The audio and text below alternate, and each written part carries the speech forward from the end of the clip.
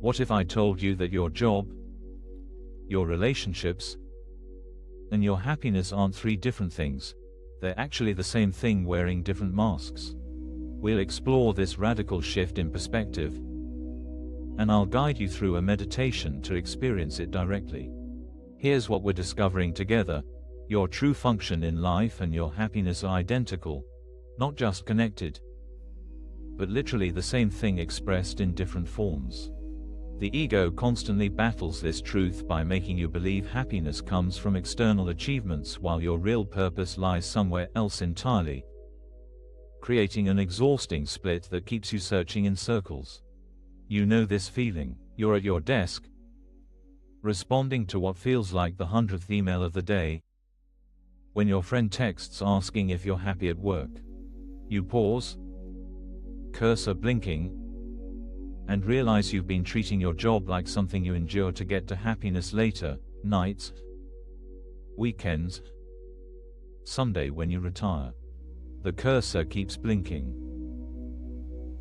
The email waits, and in that pause, something uncomfortable surfaces. What if that split itself is the problem?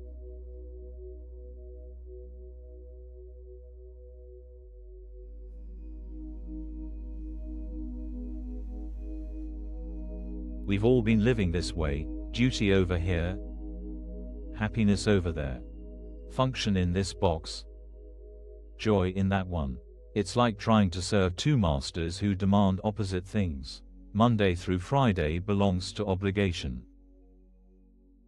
Evenings and weekends are for living.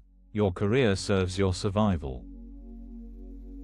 Your hobbies serve your soul. And between these two worlds, you shuttle back and forth, increasingly exhausted, wondering why neither side ever feels complete. But here's what your mind doesn't want you to see. You've been trying to balance one thing with itself. Imagine you've been living like someone who thinks the sun and daylight are two different things you have to choose between. You spend your days trying to find the right balance. Maybe a little sun in the morning, some daylight in the afternoon, never realizing they're the same phenomenon. The exhaustion comes from trying to manage what was never separate to begin with. That moment at your desk, cursor still blinking, your friend's question hanging in the digital space, "Are you happy at work?" suddenly feels different. It's not asking you to measure your job against some happiness metric. It's revealing the impossibility of the measurement itself.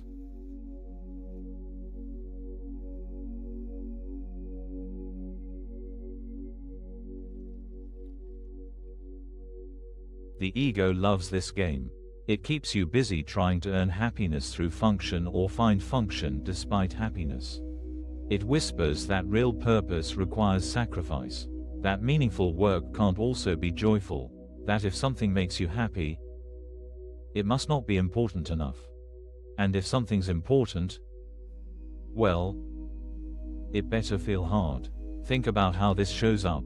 You feel guilty when work flows easily. Surely you should be struggling more. You dismiss what brings you alive as just hobbies, while elevating what drains you as real contribution. You've created a whole economy in your mind where joy is currency you spend and duty is how you earn it back. But what happens in those rare moments when the split dissolves? Maybe you're helping someone and time disappears. Maybe you're creating something and the question of happiness versus purpose doesn't even arise. In those moments, you're not balancing anything. You're not managing two forces. You're simply being what you are, doing what flows naturally, and somehow, mysteriously, both boxes get checked without you checking them.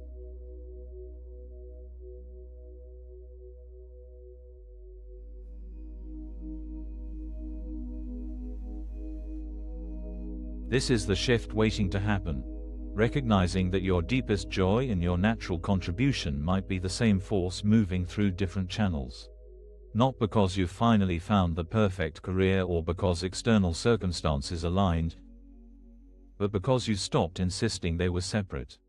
The relief is immediate. It's like you've been carrying two heavy suitcases, one in each hand, struggling to balance the weight, only to discover they've been empty the whole time. The weight was never in what you were carrying, it was in the belief that you had to carry two things. Your friend's text still waits for an answer. Are you happy at work? But now the question transforms. Instead of measuring your job against happiness, you might ask, where is the aliveness in what I'm already doing? Where does energy flow naturally? What wants to express through me that I've been calling duty when it's actually joy in work clothes?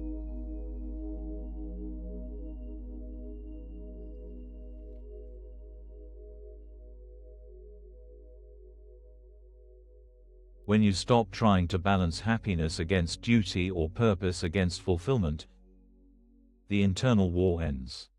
You realize that what you're here to do and what brings you peace are the same energy flowing through different channels. This doesn't mean every moment becomes blissful, that's another ego trap. It means you stop splitting yourself in two. The email you were writing when your friend texted, maybe it's not just an obligation anymore. Maybe it's a communication, a connection, an opportunity to bring your wholeness to a simple task. The meeting this afternoon isn't something to endure until happy hour. It's a chance to show up as the unified being you actually are. This isn't about finding your passion or discovering your life's purpose. It's about recognizing that the very energy that makes you feel alive and the work that flows through you naturally are pointing to the same thing, and you've just been looking at them through a lens that makes them seem separate.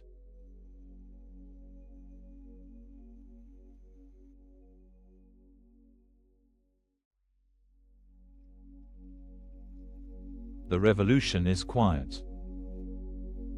No one else might even notice. But inside, everything shifts. You stop asking, how can I be happy? And, what's my purpose? As if they were different questions. You stop trying to earn one through the other.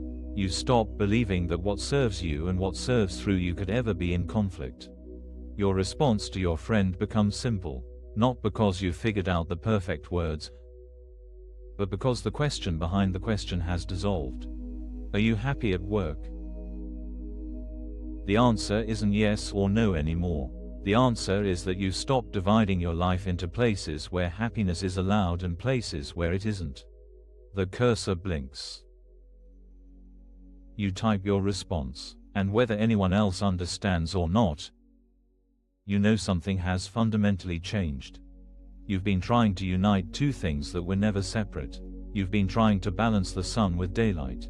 And in this recognition, a different way of living opens, not perfect, not without challenges, but whole, undivided, real. Before we move into the meditation, if this is helping you, you're welcome to like the video and subscribe.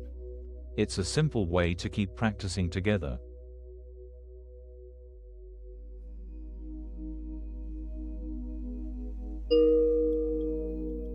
Let yourself settle.